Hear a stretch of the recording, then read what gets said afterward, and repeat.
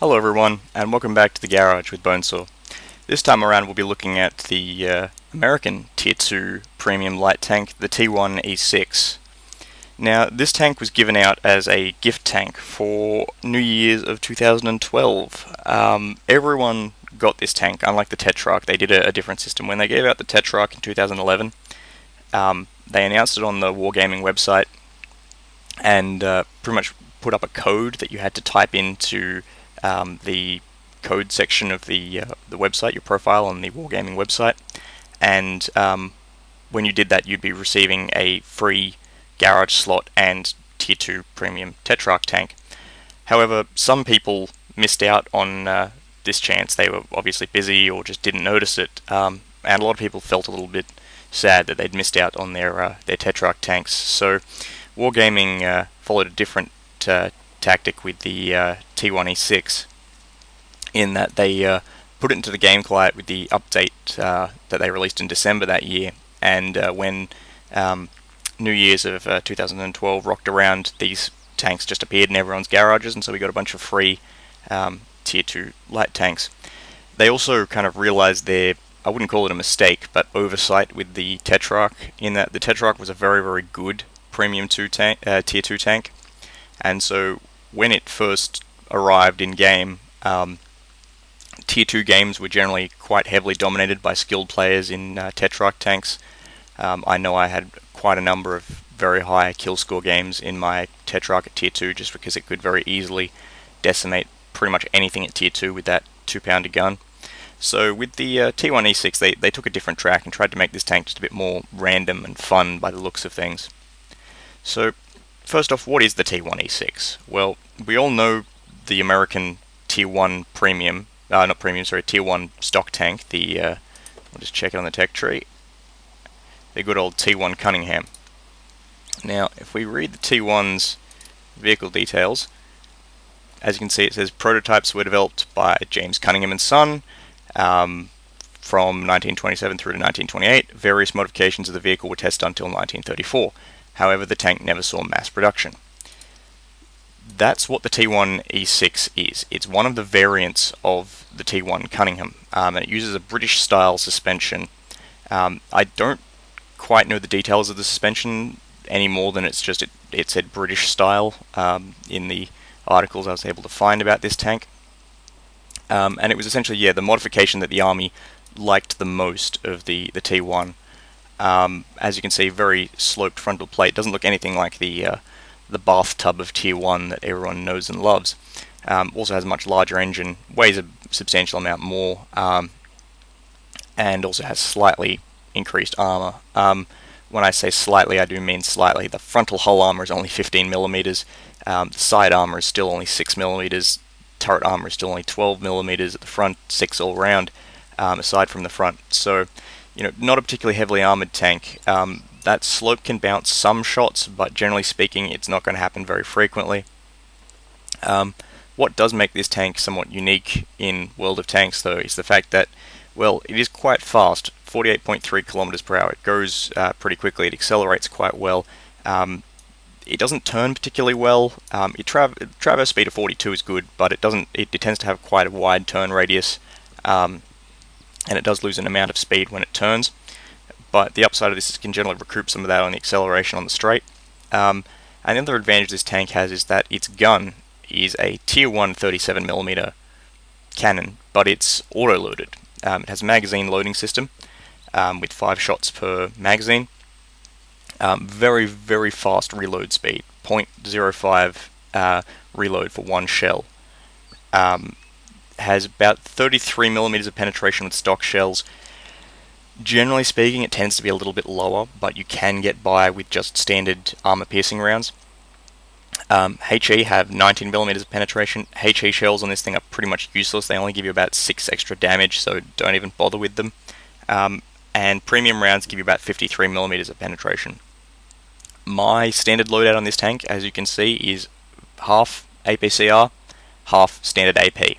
And that's because you only have 80 shots in this tank, which equates to roughly, I think it's 14 reloads, something close to that.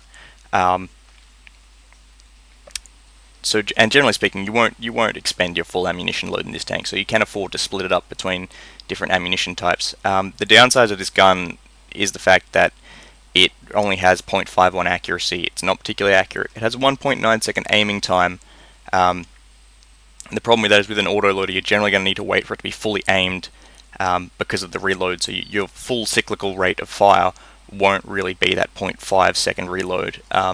Generally speaking, you will have to wait for your gun to aim to hit anything unless you are really, really, really close to the enemy. And generally speaking, with only 160 hit points and very light armor, you don't want to be that close to your opponents. The turret traverse speed is only 38 degrees per second. It's not bad, but it's not amazing. This gun does also not have fantastic elevation or depression, but you can get by.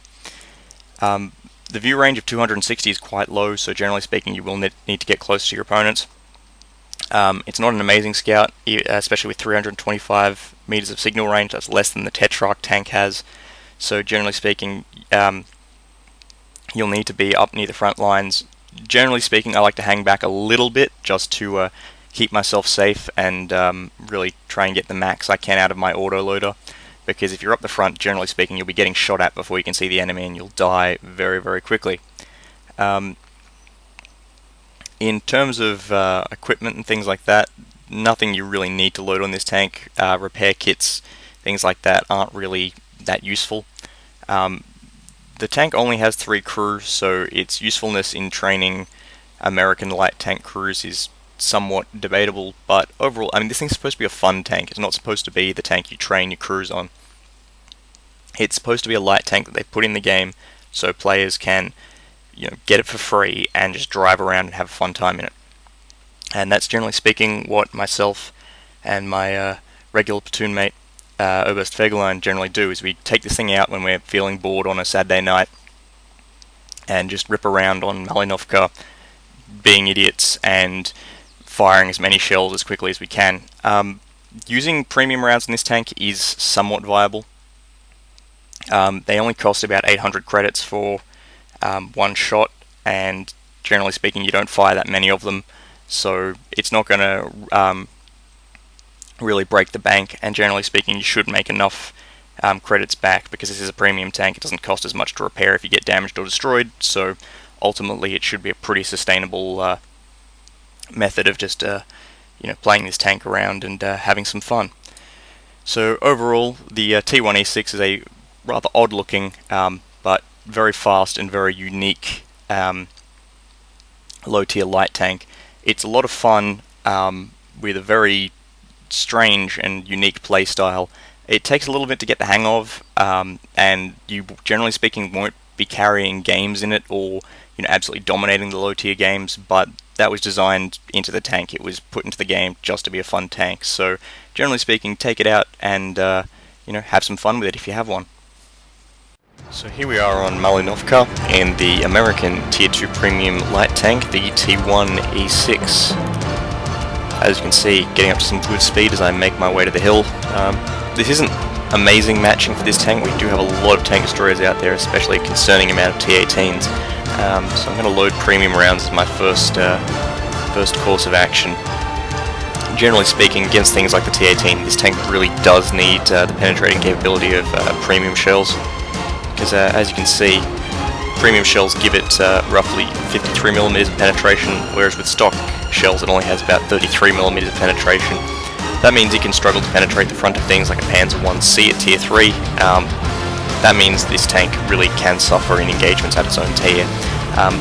Its only real upside is the fact that this gun does fire relatively quickly thanks to the 6-round autoloader, and the autoload magazine does refill quite quickly, meaning it does put out some good DPM when you are engaging enemies that you can easily damage, and you can also put out some very good burst against a lot of enemy tanks. So thankfully the enemy's helping us out. We've already gotten at least one kill to our names, or rather the enemy Su-18s killed one of their allies. Don't know why that was. Alright, we've engaged an enemy American medium tank, an M2 medium. Not really surprising, those tanks are quite fast. And we've also spotted an enemy light tank. in the form of a T1 Cunningham. So I'm going to engage my little brother here, as you can see. Very good burst damage there on this very quick firing 37mm. Try to engage the T1E6, however I'm taking return fire from something, and as you can see this tank doesn't have very thick armor nor very much health, so I don't want to take too much damage there. So the T1 Cunningham's going to have to wait till later. Trying to get an engage on that. Appears to be, yes, it's Panzer 35T. I'm going to ignore that T18 for now. As you can see, an alright view range on this tank if enemies are spotting for you. So the Panzer 35's given me his rear plate. I'm going to try and put some shots into it. One good hit, the T57 takes him out. I'm going to switch to engage this Vickers Export, the UEA Type B, so the VAE Type B, and take him out. The UAE is actually the French Tier 3 tank destroyer, the tank destroyer based on the French Chenilette tractor tower. Essentially, it's an armoured tankette. Taking out the T1 Cunningham there, trying to engage that medium. Unfortunately, I lost my track to a T18. Probably using high explosive, as you can see from the blast mark there. So I really want to get moving. I don't want to stay in the same position as I was, because high explosive shells from that tank can do a substantial amount of damage. I'm going to try and engage that medium. Unfortunately, I don't quite connect, so I'm going to go after the Panzer II. Oh no, it seems it's Panzer 1. From this range it can be a little bit tricky to tell the difference.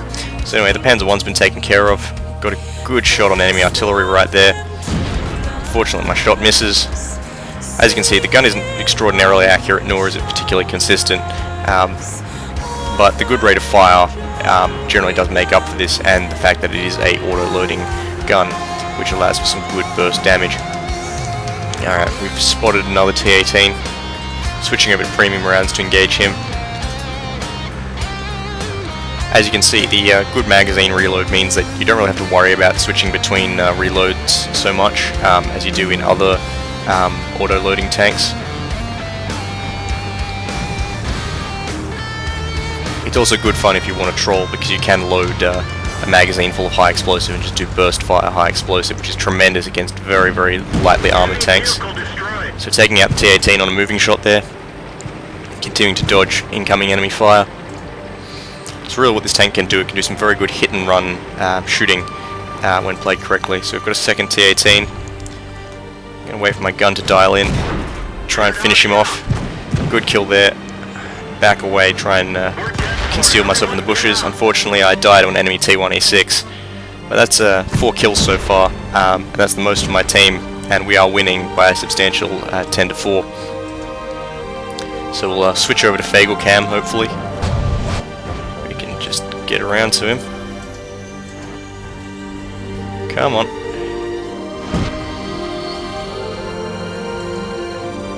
Nope, that's my corpse. There we are, Fagel camera. Alright, so as you can see, Fagel lands on 18%, just takes out the T1E6 that killed me, and is probably taken out by a Leish tractor. So 5 kills all up for the platoon, and we're currently leading 12-6. So as you can see, very effective game in T1E6, and a more than adequate fun troll tank for Tier 2. So here we are on Malinovka, again in the T1E6 American Tier 2 premium light tank. As you can see, rapidly getting up to that top speed there on the flat here, and catching up with Fagerline to move on the hill assault. This tank, as I've mentioned, isn't amazingly well armed, but it does certainly shift pretty quick, and it's really great for just these fun little Tier 2 games for staging assaults on the hill and such on Malinovka. As you can see, that very complicated horseman style suspension on the T1E6. The turret rotation on this tank isn't half bad either. It turns effectively, considering its high speed, which means you can sometimes try for those flank shots. However, its turning isn't amazing, so circling isn't perhaps the best idea. And as you can see here, just backing up these light tanks and going for a good push on this hill. Trying to take it before any of those enemy fast mediums or fast light tanks can really take advantage of the elevation.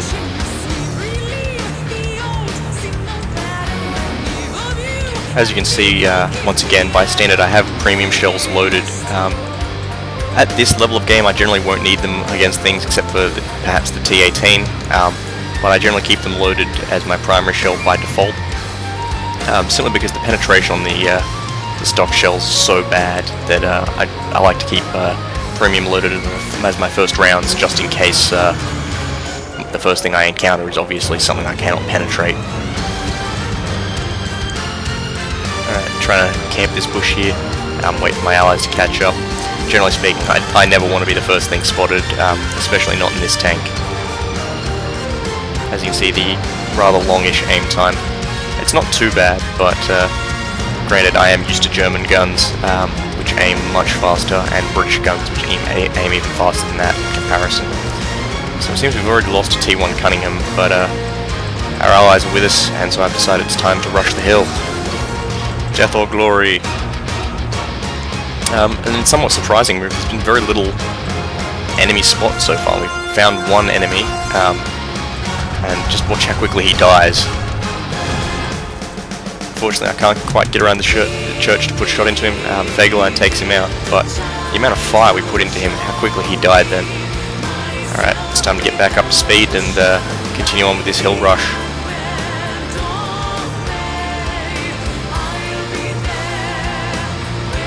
As you can see, this tank is very effective if it gets a slope behind itself.